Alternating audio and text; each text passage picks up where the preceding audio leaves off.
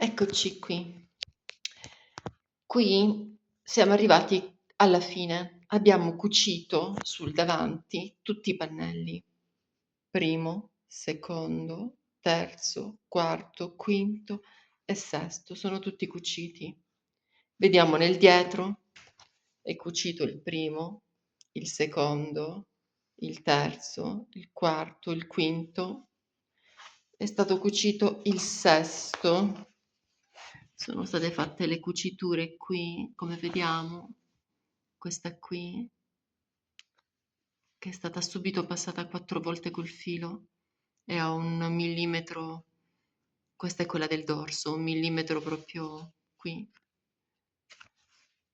Questa, che limita il dorso, è stata passata 2 volte col filo. Poi c'è quest'altra, quest'altra. Ora dobbiamo unire il quinto col sesto pannello. Cosa facciamo? Allora, andiamo sull'altro, sul lato SX, che l'abbiamo già fatto. Allora, innanzitutto prendiamo degli spilli, qui, prendiamo degli spilli e li tiriamo i tessuti in modo che coincidano perfettamente e spilliamo. Uno spillo qui, uno spillo qui, e qui mi sono spillata ai 2 lati. Anche qui che c'è l'apertura per i triangolini cordati, ho spillato, ecco, ecco, e mi sono spillata tutti i pannelli.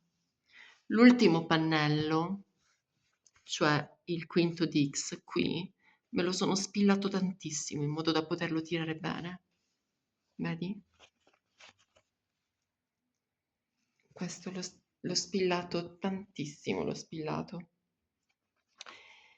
spillato tantissimo, poi me lo sono tirato bene partendo da qui, partendo dal punto vita, perché ho notato che non riuscivo a farli coincidere bene, che dovevo partire dal punto vita.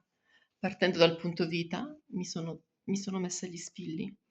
Allora, ma prima di mettere gli spilli ho preso 3 millimetri, qui c'è la cucitura che delinea la fine del pannello, poi abbiamo 1,5 cm di margine che si lascia sempre. Allora, il sesto l'ho lasciato dritto, il sesto l'ho lasciato dritto qui, mentre il quinto l'ho 3 millimetri l'ho stirato e poi l'ho tirato e l'ho spillato bene bene, ecco qui, mettendo tanti spilli. Ora prenderò questi spilli e me li porterò di qua e lo spillerò di qua. Man mano tolgo gli spilli perché farò queste 2 cuciture. Allora, questa è la cucitura di separazione fra un pannello e l'altro e farò questa cucitura e quest'altra, queste 2 ai lati.